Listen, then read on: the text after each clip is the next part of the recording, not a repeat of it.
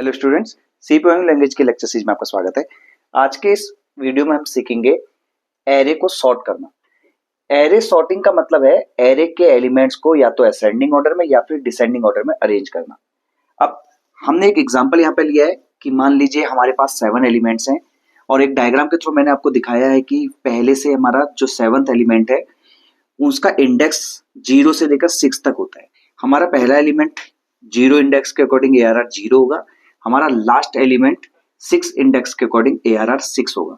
हमारा अगर एरे का साइज 7 है तो हमारी इंडेक्सिंग 0 से लेकर n-1 जो कि 6 है यहाँ तक होगी। अब एक एरे का एग्जांपल मैंने यहाँ पे ले रखा है जिसमें हमारे पास अनऑर्डर्ड एक तरह से एलिमेंट्स हैं। 7 एलिमेंट्स मैंने यहाँ पे लिए हैं। हमारे को यहाँ पर फाइनल जो एरे एलिमेंट्स जो प्रेजेंट करना है वो होना चाहिए 1 2 3 4 7 8 9। अब हमको यहाँ पर सॉर्टिंग टेक्निक के थ्रू इसको सॉर्ट करना है।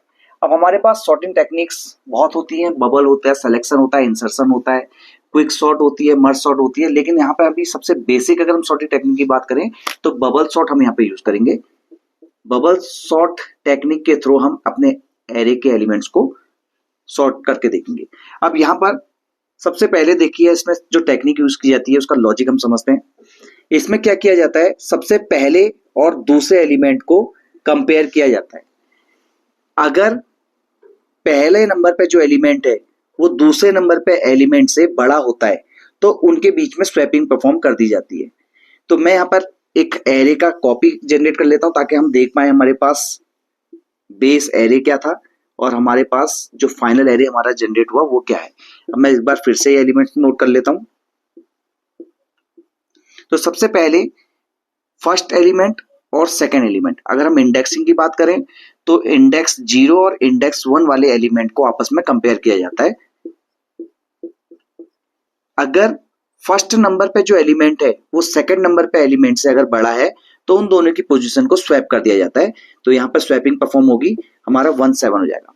उसके बाद अगले राउंड में, अगले स्टेप में कह सकते हैं आप इसको, सेकंड और थर्ड एलिमेंट को कंपेयर किया जाता है। तो यहाँ पर देखिए पहला जो एलिमेंट है, हम जिस भी दो एलिमेंट को कंपेयर करेंगे हम उसको पहला और दूसरा बोलेंगे। तो यहाँ पर अगर मैं बोलूं इन दो को जब मैं कंपेयर कर रहा हूं तो पहला एलिमेंट दूसरे एलिमेंट से ऑलरेडी छोटा है तो इस केस में स्वैपिंग परफॉर्म नहीं होगी। फिर हम आगे नेक्स्ट 2 एलिमेंट्स को कंपेयर करेंगे।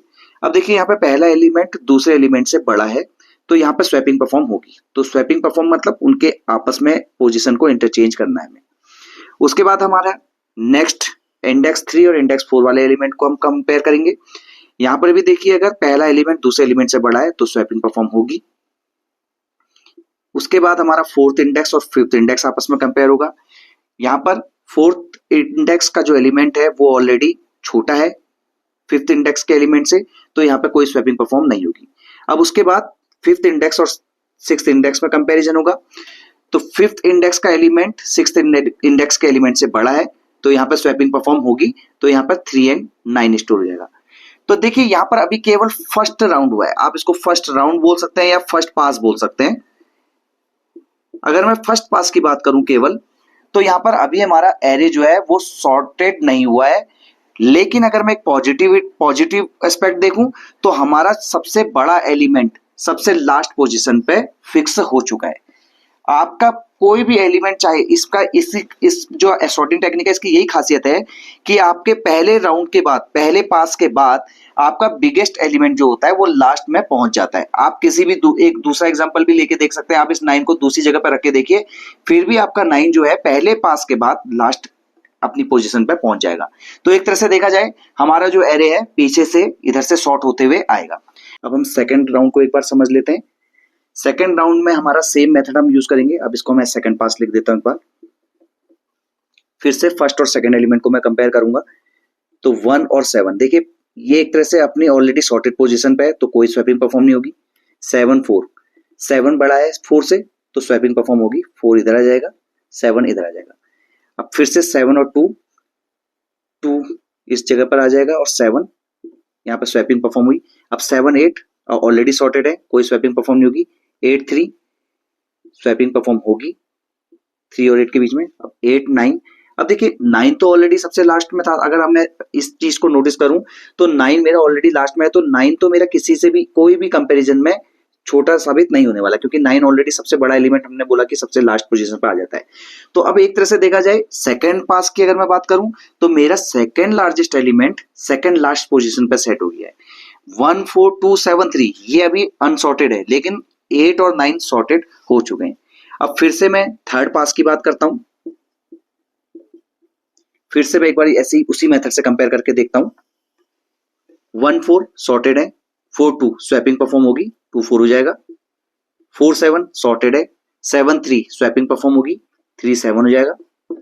7 8 सॉर्टेड है, 8 9 सॉर्टेड है। अब देखिए यहां पर भी थर्ड जो हमारा लार्जेस्ट एलिमेंट था वो थर्ड लास्ट पोजीशन पे आ चुका है। अब फोर्थ पास के लिए एक बार फिर इसको करके देखते हैं। 1 2 सॉर्टेड है, 2 4 सॉर्टेड है, 3 4 स्वैपिंग हो जाएगी यहाँ पे। 4 7 सॉर्टेड है, 7 8 सॉर्टेड है, 8 9 सॉर्टेड है।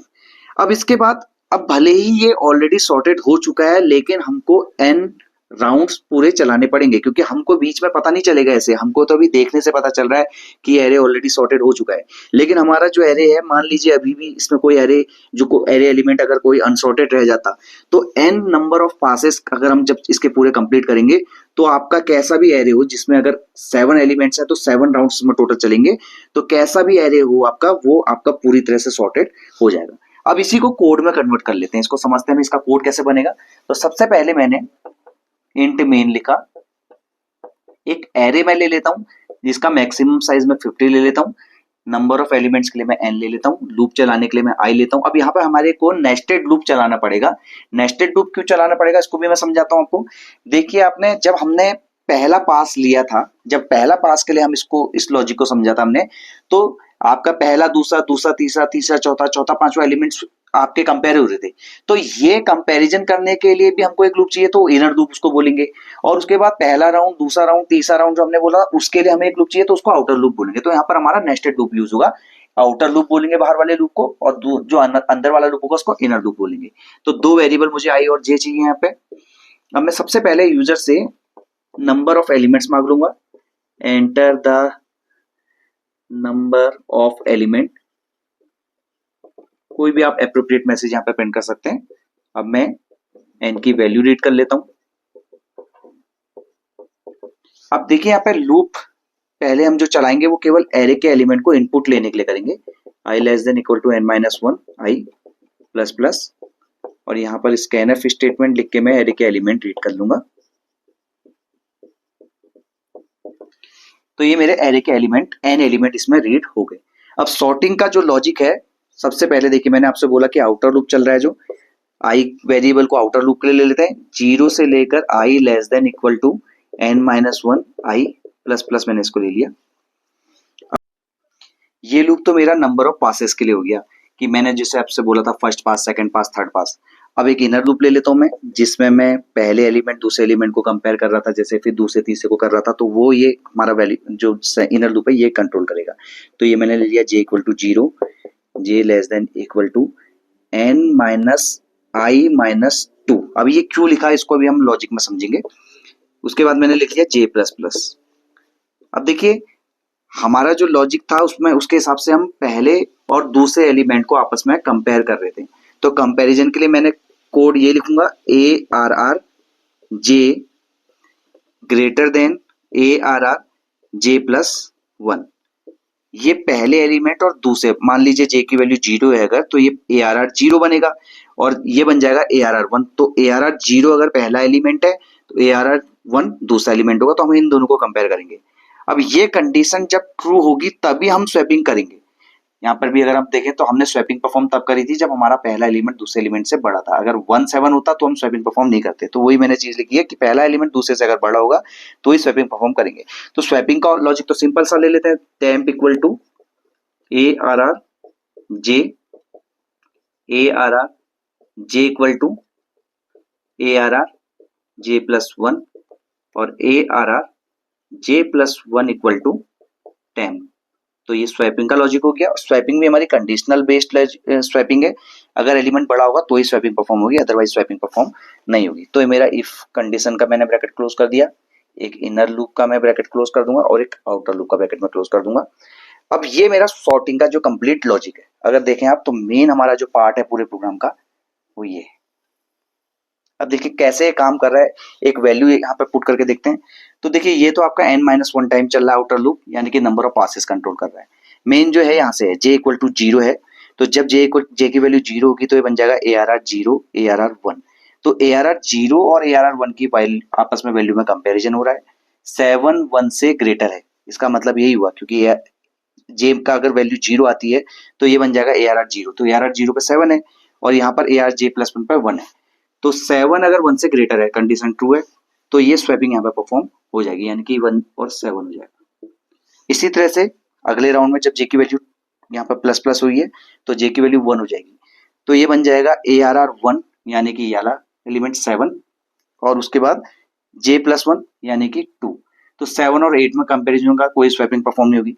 तो इस तरह से लॉजिक आपका बढ़ते रहेगा j प्लस प्लस। अब देखिए यहाँ पर जो हमने लिखा n माइनस आई माइनस 2, ये क्यों लिखा है? n की वैल्यू अगर हमारी 7 है तो जो हमारा जो j का लूप हमने लिखा है कि j less then equal to n minus I minus 2। सबसे पहले राउंड में i की वैल्यू 0 होगी तो ये बन जाएगा n माइनस 2, यानी कि एक तरह से ये बन गया 5।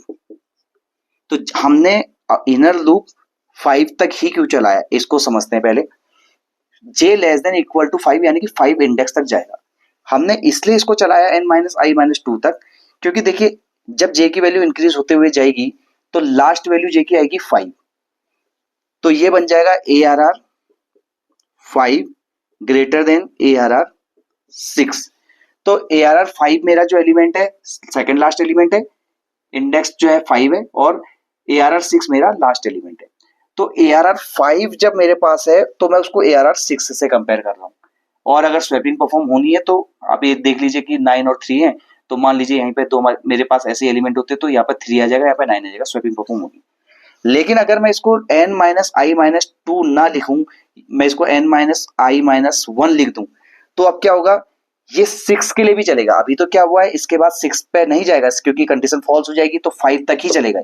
अगर मैं इसको -2 ना लिख के -1 लिखूं तो यहाँ पर गड़बड़ क्या हो जाएगी, ये 6 तक अगर गया तो आप देखिए क्या होगा, ARR 6 ग्रेटर देन ARR 7।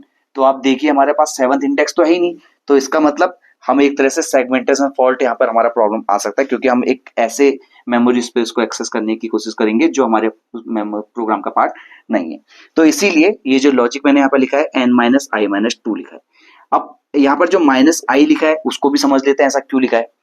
आपने नोटिस किया था जब हमने यहाँ पर स्वैपिंग परफॉर्म करते करते पहला पास जब एंड किया था तो हमारा सबसे बड़ा एलिमेंट सबसे लास्ट में आ गया था। उसके बाद सेकंड राउंड में हमारा सेकंड लार्जेस्ट एलिमेंट सबसे सेकंड लास्ट पोजीशन पे आ गया था। थर्ड राउंड में हमारा third largest element third position पे आ गया था, सेकंड थर्ड पोजीशन पे।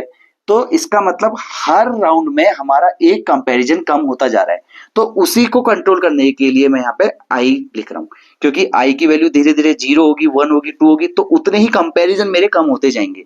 अगर मैं यहाँ पे आई को हटा दूं, n-2 केवल लिख दूं, तो भी इसकी प्रोग्रामिंग में कोई फर्क नहीं पड़ेगा, वर्किंग में बस थोड़ा अगर हम बात करें तो ऑप्टिमाइजेशन की अगर हम बात करें तो ये लेस ऑप्टिमाइज होगा ये प्रोग्राम।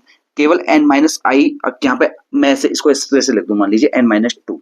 2 क्यों लिखा वो तो मैंने आपको बता दिया, अगर हम इसको 1 लिखते तो क्या गड़बड़ होती, पहले तो हमने इसको 2 लिखा इसलिए। अब मैंने -i इसलिए उसमें और ऐड कर दिया क्योंकि हर राउंड में मेरा बिगेस्ट एलिमेंट फिक्स होता जा रहा है, तो मेरे उतने कंपैरिजन मेरे कम करने हैं मुझे, तो इसीलिए मैं इसको आई लिखता जा रहा हूँ। अगर आप इसको आई को माइनस नहीं करते हैं तो भी इसकी प्रोग्रामिंग में कोई फर्क नहीं पड़ेगा, वर्किंग में आउटपुट तब भी वैसे ही आएगा, लेकिन ऑप्टिमाइजेशन की अगर बात करेंगे तो आपका ये कोड लेस ऑप्टिमाइज माना जाएगा। तो आपका आउटर लूप n-1 तक चला और इनर लूप जो मेरा चला j less then equal to n-2 minus I तक चला। तो इस तरह से स्वैपिंग आपने देख लिया, कंडीशन बेस्ड स्वैपिंग है। जब आपका एलिमेंट आपके 1 और 7 में अगर देखिए वो ये ऑलरेडी सॉर्टेड है तो स्वैपिंग परफॉर्म नहीं होगी, 7 1 होगा तो स्वैपिंग परफॉर्म होगी। अब इसके बाद आप चाहे तो एलिमेंट को प्रिंट करा सकते हैं, for i equal to 0, i less then equal to n-1 i plus plus, और सिंपल एरे के एलिमेंट प्रिंट करने हैं मुझे, तो मैं यहाँ पे %d लिख के ARR i लिखूंगा और यहाँ पर एलिमेंट प्रिंट हो जाएंगे मेरे, और उसके बाद मैं रिटर्न 0 लिख के अपना मेन फंक्शन क्लोज कर दूंगा। तो ये हमारी बबल सॉर्टिंग टेक्निक है एक एरे के एलिमेंट को सॉर्ट करने की। Thank you.